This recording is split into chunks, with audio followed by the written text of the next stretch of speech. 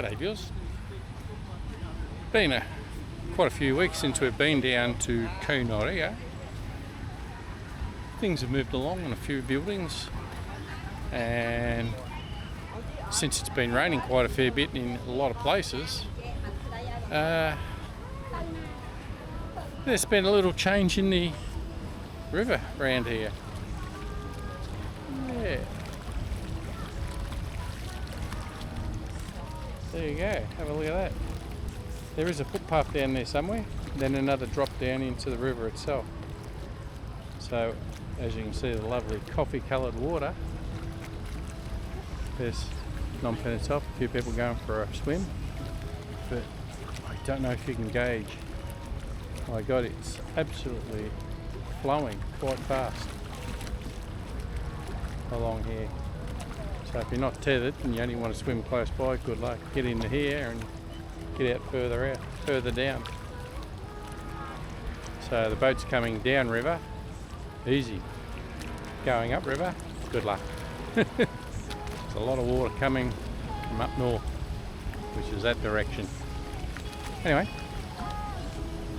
we're just out for a bit of a walkie, get out of the house for a little bit, and you can actually see the building there.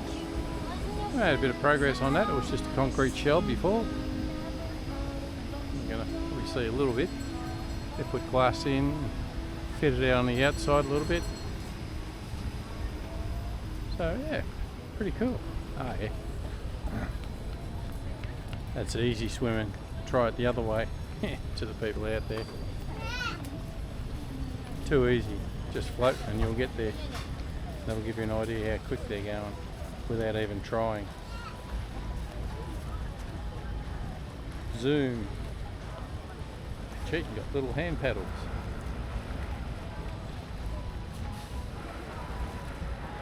They'll get there quickly, that's for sure.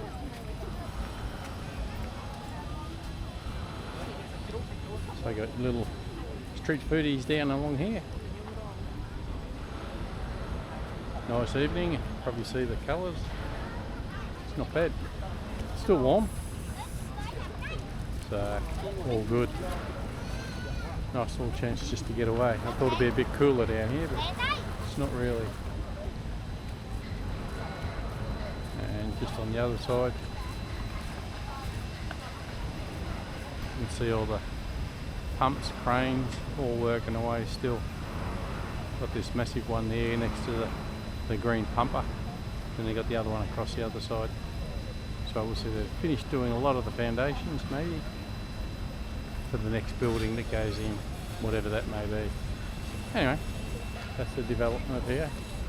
Still can't get over how high the water is here. Really high. And flowing too. Haven't seen that for a long time. But this time of year it will happen. Right over on the other side, on the Riversides, there should be up just as high. Rainy season, yeah, good stuff. Well, I'll talk to you soon.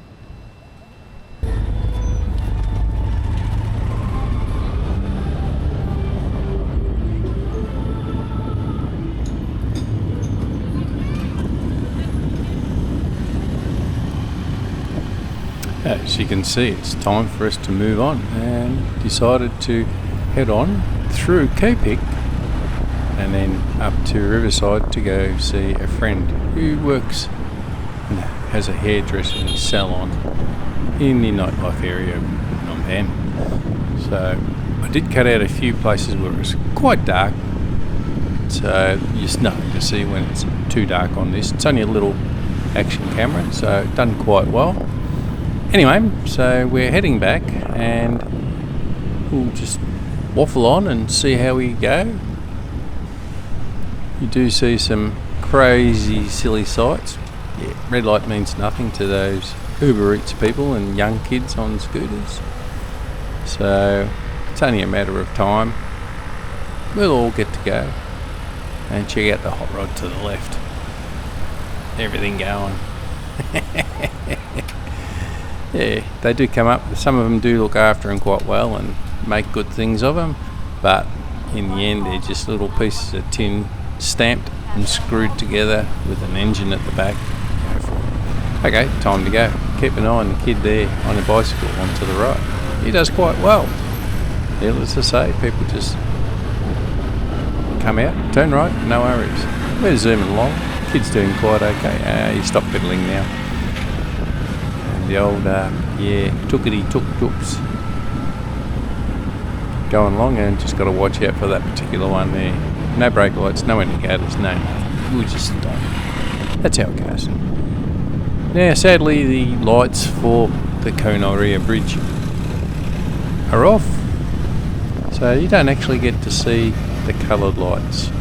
What a shame. But anyway, that's how it is. They do turn them off after 10 o'clock at night. This is around 10 o'clock when we decided to go. I was at Koh Norea for about 2 hours. We went for a big walk up and down, had a little bite to eat between us, and then we went for a walk up and down again. It's always nice and quiet. As you saw, it wasn't too bad earlier on, and we enjoyed it. Spur of the moment decision, as I said. We're heading off elsewhere, so we'll go via Koh Pik this time. So we're coming down the bridge, Koh Norea Bridge, which is the new bridge. They opened recently. I think it was earlier this year or late last year they opened. And the rumble, here are those little white lines right there. They are fairly big, and they do make rumbles and vibrates, and you see a lot of people do actually slow down.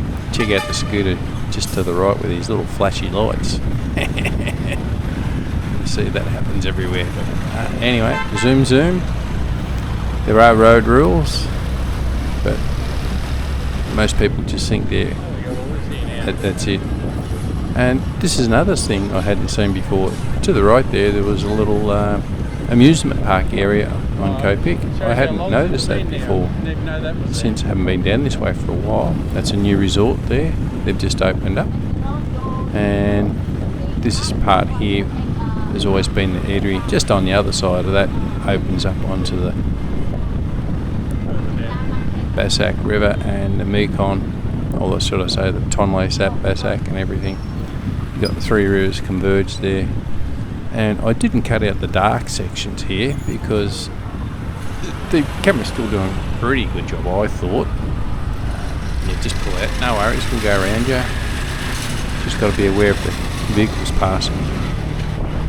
And it still looks pretty good. And if you like seeing coloured lights at night time, we're going over the Basak River now, on the Basak River Bridge. And you see Naga World. This is the first big building there to your left. Just past, when we get past this sign, you'll see more of Naga World.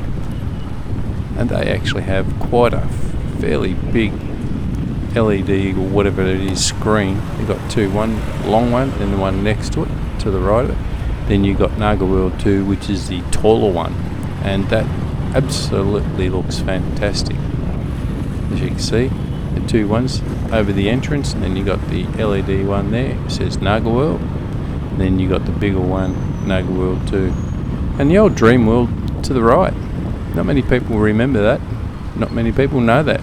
That will be a two-building, very high building one day. Doing slowly little bits and pieces here and there. I don't know how it's proceeding. But anyway, as you can see, the Naga World 2 with a clock. It's just after 9 o'clock, 10 past 9. So I didn't know the time when I told you before. And the effects on that building there are stunning. You can sit there or stand there and just actually watch it a few times. Now we just head off around the corner. Now we're back on Riverside there. Sisterworth Quay, or commonly referred to as Riverside. Going through, it does go a little bit dark. And you've got the little lights with it added to the trees and everything, and it just makes the ambience so much better. Hopefully one day they put a few more street lights in to light up the whole area, and it just make that look a bit better. From here on, it's just gonna get sketchy and dodgy, as it always does in this sort of traffic. My thoughts always have been the vehicles on the right that are stationary should not be parked there at all, at any time. because it just makes it so much harder for the traffic to go through. You stop, drop someone off, bugger off. But for everybody else, it just makes trying to get through so difficult. Yeah, I'm having a bit of a sooky lala about it. But you got the cyclo guys there. They're not too bad, but they're still part of it. You don't see them a great deal. This is Friday night, of course. Then you get the tuk-tuks. Yeah, we'll just pull out, pull in and do whatever. So, yeah, go with the flow. Then you got the Royal Palace to the left. Don't know if you just saw that. Tuki Suki decided to stall in front. Anyway. So, we just keep on trying to manage our way through to get up here and to get to the friend's place. And it's right in the nightlifey area, which this is the right hand side on the River Walk is probably about as much as I do. And I think once you've been to the weekend walk along here, when they close everything down and it's just pure people, it's bedlam. I mean, it's just overcrowded. And it's the same. It's just everywhere. If you like heaps of crowds. Food, yeah, food's just made quick, bang, thank you, go. It's okay. Where I'm going?